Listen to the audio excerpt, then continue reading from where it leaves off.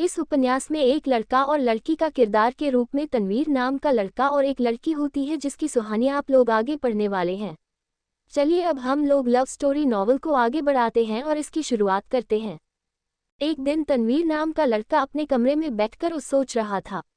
बारिश धीमे धीमे हो रही थी और उस बारिश में उसे कोई अभी तक सही से भिगोया नहीं था, जिस कारण से उसका मन काफी ज्यादा उदास और विचलित था। सुबह बारिश की बूंदों में अपनी सूखा फोटो देखकर अपने आप पर बहुत ज्यादा अफसोस कर रहा था, क्योंकि वह बारिश का मजा भी नहीं ले पा रहा था, क्योंकि उसकी जिंदगी के सारे रंग और सो गए थे। वो पहले जिस लड़की से प्यार किया करते थे उसके प्यार अब खत्म हो चुकी थी। उसके होंठ के पास अभी तक भेजी नहीं थी किसकी प्यार की कहानी खत्म हो चुकी थी। इस कारण से उसे बहुत ज्यादा बारिश की बूंदों से तकलीफ हो रही थी। वो अपने कमरे में बैठा यह सोच रहा था कि सामने जो एक तार का खंभा है उसको से वह पूछ रहा था कि तनवीर तार के खंभे में से पूछता है कि तुम तो बहुत उदास लग रहे हो, तुम्हारी क्या बात है। फिर वह मन ही मन सोचता है कि तुम तो एक बिना जान वाली चीज हो, तुम कैसे सोच सकते हो। बारिश काफी ज्यादा तेज हो रही थी। तेज बारिश में उसे बहुत ज्यादा किसी की याद आ रही थी और वहां अपने होठों को अपने हाथों से दबाते हुए कहता है कि कब तक मैं यूं ही ऐसे बैठा रहूंगा अकेले। पानी धीरे धीरे बहुत तेज से बारिश हो रही थी। उसका मन अब नहाने को कर रहा था। जैसे ही वह नहाने के लिए बाहर निकलता है बारिश की बूंदें और तेज हो जाती है। वह अपनी सूखी जिंदगी में बारिश की बूंदों का मजा ले रहा था। वह अपनी आंगन की झाड़ियों के पीछे छुपकर नहाने का प्रयास कर रहा था।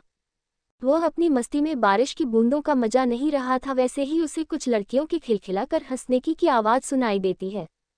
तनवीर अपनी आंगन की झाड़ी से दूसरी तरफ देखता है तो उसने पाया कि दो लड़की अपनी छत पर बेहद ही सुंदर लड़की नहा रही थी। दोनों लड़की के पतले कपड़े उसके शरीर की बनावट को पूरी तरह से दिखा दे रहे थे। तनवीर की सोच तो इस तरह के बिल्कुल भी नहीं थी, लेकिन उसकी उम्र अब लगभग 20 साल से बाहर हो चुका होगा। उसके मन में भी तो चिंगारी उठती होगी उन दोनों लड़कियों को नहाते देखते हुए। तनवीर के मन में और उसके खून में बहुत सारे इच्छाएं दौड़ने लगती है।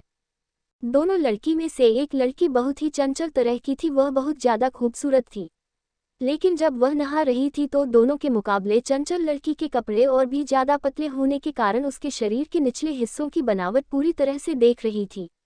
यह देखकर तनवीर को मन ही मन बहुत ज्यादा उत्सुकता होगी तो वह उसी लड़की को बहुत देर से निहार रहा था।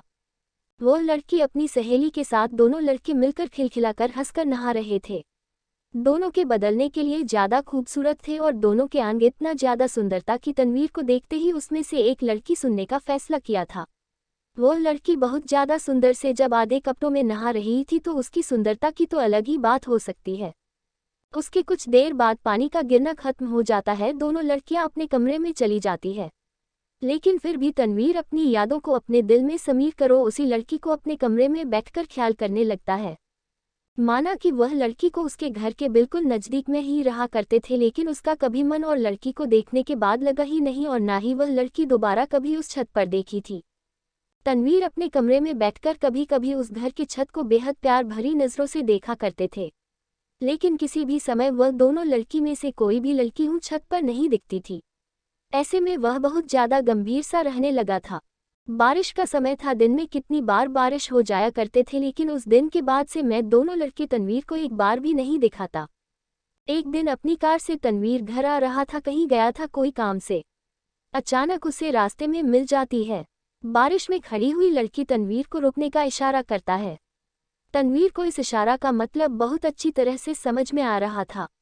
तनवीर के जज्बातों से दिल में काबू नहीं था, लेकिन फिर भी वह अपनी कार के ब्रेक लगाए हो उसे अपनी कार में बैठाया। कार में बैठते हैं वह लड़की तनवीर के साथ अच्छी तरह से बातचीत करने लगती है और कहती है कि क्या आपने मुझे कभी देखा है। तभी तनवीर कहता है कि हाँ, मैंने आपको एक बार देखा है। उसके बाद वह लड़की कहती है कि आपने मुझे कहाँ देखा है, बताए। उसके बाद तनवीर कहता है कि एक दिन जब मैं अपने रूम में अपने घर के आंगन में नहा रहा था तभी मैं आपको और आपकी सहेली दोनों को अपनी छत पर नहाते हुए देखा था। तभी लड़की थोड़ी सी शर्माते हुए बोली है कि क्या आपने मुझे नहाते हुए देखा है। फिर उसके बाद तनवीर ने उसकी जवाब को टालमटोल करते हुए कहा कि आपको कहाँ जाना है, बताएं, मैं उतार देता हूँ। तो वह लड़की कहती है कि आप जहाँ चाहते हैं वहाँ मुझे उतार दीजिए, आप जहाँ बता दीजिएगा वही मेरी मंजिल होगी। फिर आगे बढ़ता है, फिर दोनों में बातचीत शुरू हो जाती है। अचानक वह लड़की तनवीर के पास छिपाकर बैठने का प्रयास करती है। उसके बाद तनवीर एक जगह गाड़ी रोककर अपनी हॉट में हॉट मिलाता है और दोनों को मिलकर एक दूसरे को एक साथ मिलकर किस करते हैं। अचानक तनवीर को यह ख्याल आता है कि वह कुछ ज़्यादा ही इसकी ख्यालों में डूब गया है, तो वह तुम्हें नहीं पीछे हट जाता है और अपनी गाड़ी चालू कर लेता है। गाड़ी चलते जाती है। उसके बाद लड़की की मंजिल पहुंच जाती है। लड़की कहती है कि मेरी मंजिल तो आ गई है, मुझे यही उतार दो। उस जगह को देखते हुए तनवीर बहुत ज़्यादा आश्चर्यचकित हो गया था, क्योंकि वह जगह वैश्याओं और रंडियों का जगह था जहां पर वह लड़की भी उसी धंधा में काम किया करती थी। तभी वह लड़की उतरकर तनवीर से कहती है कि मैं यहीं पर रहती हूँ और हर शाम को यहाँ पर आती हूँ, अगर तुम्हें कभी आने का मन हो तो आ जाना।